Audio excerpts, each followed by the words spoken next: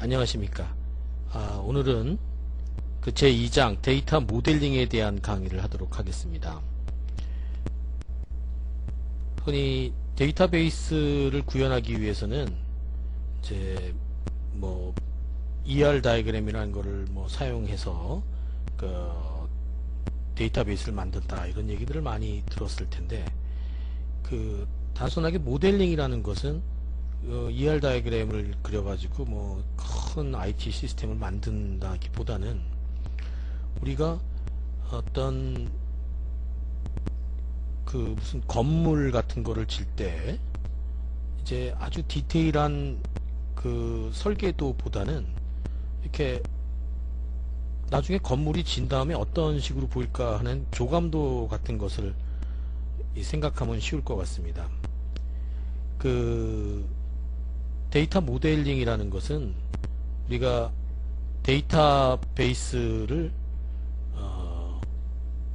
구축하고자 하는 어떤 기관에 대한 내용이라든가 어떤 학교에 대한 내용이라든가 이런 게 있을 때 그 기관에 대한 데이터를 이제 분석을 해보고 데이터의 그 우리가 만들고자 하는 대상이 되는 그런 업체라든가 기관이라든가 학교라든가 이런 데에 대한 어떤 업무 시스템, 제약 조건들이 어떻게 이렇게 구성되어 있는지 그런 거를 이제 알아보고 나서 어떤 도구를 이용해서 이걸 우리가 서로 간의 약속에 의해서 이해하기 쉽게 표현한 것, 이런 걸 데이터 모델링이라고 하겠죠.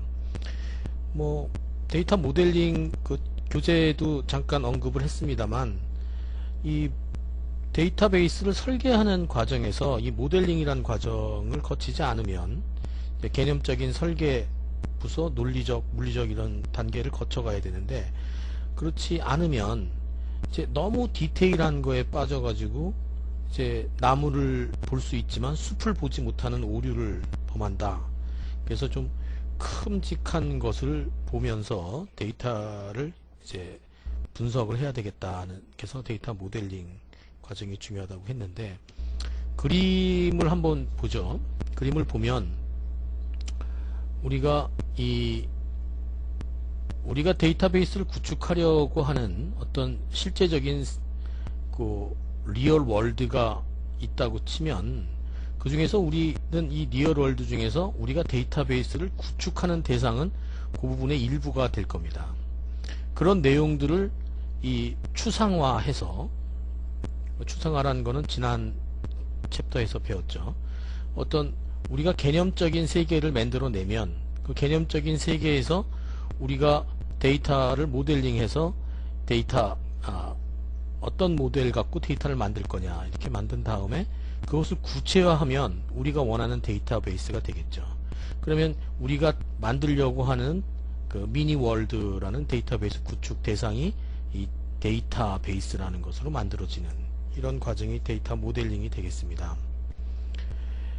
데이터 모델링의 중요성은 데이터베이스를 사용하는 사람들 간의 의사소통을 이렇게 할 수 있게, 같은 우리가 툴을 쓰고 같은 모양을 갖고 있게 하고, 또 아까도 얘기했지만 너무 디테일한 것보다는 전체적인 큰 조어와 균형을 유지할 수 있게 하기 위해서 데이터 모델링이 중요한 거죠. 그 전장에서도 얘기를 했지만 그 데이터 모델의 종류는 개념적인 데이터 모델, 논리적인 데이터 모델, 물리적인 데이터 모델, 이렇게 세 가지로 구별을 할 수 있겠습니다. 영어로 하면 컨셉추얼 데이터 모델, 로지컬 데이터 모델, 피지컬 데이터 모델, 이렇게 세 가지로 구별이 되겠고요. 이 컨셉추얼 데이터 모델이라는 거는 우리가 그 하이 레벨이라고, 그러니까 컴퓨터 공학에서 항상 하이 레벨 그러면 사람에 가까운 쪽을 하이 레벨이라고 하고, 로우 레벨이라고 하면 그 기계에 가까운 쪽을 로우 레벨이라고 합니다. 이 고수준의 데이터 모델, 맨 처음에 사람의 인지하기 제일 쉬운 데이터 모델을 개념적인 데이터 모델이라고 하고요. 그 다음에 이거는 아주 러프하게, 아주 너무 디테일을 가미하지 않은 상태에서 어떤 데이터가 어떤 데이터랑 이렇게 서로 연관이 있는지 그런 거를 표현하는 겁니다. 가장 많이 쓰이는 개념적 데이터 모델이 ER 모델이라고 하는 거죠. 그 ER은 그 entity에서 E를 따오고 relationship에서 그 R을 따와서 ER 모델, 영어로 풀네임으로 읽으면 entity relationship 모델. 그 entity라는 것을 그 한국말로 개체라고 번역을 한다 그러고 relationship을 관계라고 한다 그러면 개체 관계 모델, 뭐 이렇게 세 가지 정도로 부를 수 있겠습니다. 우리는 이 장을 통해서 이 뒷부분에서 이 ER 모델에 대해서 좀 더 구체적으로 자세하게 다룰 예정입니다. 그 논리적 모델도 전장에서 이미 얘기를 했지만 우리가 어떤 데이터, 개념적인 데이터가 만들어졌을 때 그걸 어떤 식으로 데이터로 표현할 것인가, 또 어떻게 임플리멘테이션 할 것이냐 하는 구현 데이터 모델이 되겠습니다. 실제로 이 DBMS가 이제 만들어질 때는 요 어떤 데이터 모델을 쓰는지에 따라서 되겠는데, 전장에서도 얘기했지만 네트워크 데이터 모델, 계층형 데이터 모델, 관계형 데이터 모델, 객체 지향형 데이터 모델, 그리고 요즘은 이제 관계형 모델과 그 오브젝트 오리엔티드 모델 합쳐서 오브젝트 릴레이셔널 데이터 모델, 그러니까 객체 관계형 모델, 이렇게 4가지 또는 5가지 정도의 그 논리적 데이터 모델을 갖고 있습니다. 먼저 이 교재에 전반적으로 사용하게 되고 지금 현존하는 그 데이터베이스 시스템에서 가장 많이 쓰이는 그 데이터 모델은 릴레이셔널 데이터 모델, 한국말로 번역을 하면 관계형 데이터 모델이 되겠습니다. 이것은 그 앞에 장에서 이 예제를 통해서 우리가 데이터를 봤을 때 그것이 관계형 데이터 모델이라고 했는데, 어떤 테이블과 같은 형태로 나타나는 데이터 모델로 약 1970년대부터 지금까지 존재하는 데이터 모델인데, 가장 간단하고 그리고 우리가 알기 쉽고 이해하기 쉬운 데이터 모델로 알려져 있습니다.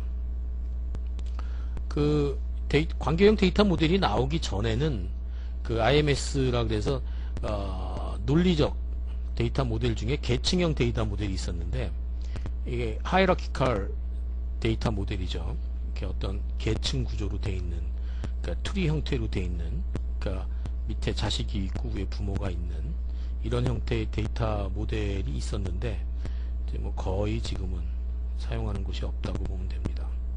물론 데이터 모델 중에 하나로 자리 잡고 있기 때문에 이런 내용이 있었다는 건 알고 있어야겠죠. 그 다음에는 네트워크 데이터 모델인데, 이 계층형 데이터 모델 다음에 이 네트워크 데이터 모델이 좀 쓰였었습니다. 그러고 나서 이제 좀 사라졌다가 오브젝트 오리엔티드 데이터 모델이 마치 네트워크 데이터 모델과 뭐 비슷하다 해서 조금 다시 이렇게 주목을 받았다가 역시 이제 거의 사용을 하지 않고 데이터 모델 중에 하나 남아 있다고 알려져 있는 거죠. 이렇게 서로 이렇게 네트워크를 유지하면서 밑에 그립처럼 되어 있는 데이터 모델이 되겠습니다. 네, 이제 90년대쯤 들어오면서 이제 오브젝트 오리엔티드 컨셉이 이제 IT 분야에 많이 자리를 잡으면서 이제 데이터베이스 쪽에서도 객체 지향형 데이터 모델, 오브젝트 오리엔티드 데이터 모델이 나오게 됩니다. 오브젝트 오리엔티드 개념 그리고 데이터베이스 개념을 통합해서 사실 그 엔지니어링 데이터베이스 쪽에서 많이 이제 응용을 해 볼까 하고 쓰였었는데, 사실은 굉장히 이 시장이 넓다고 생각은 했었는데 뭐 매출 규모는 그렇게 많지 않아서 크게 이제 확산이 되지는 않은 것 같습니다. 그 개념적으로 이제 많이 지금 이제 언어 쪽이나 소프트웨어 쪽에서 객체 지향형 모델을 많이 지향하기 때문에 그런 개념에서 이제 데이터베이스에서도 많이 이용이 돼야 될 텐데,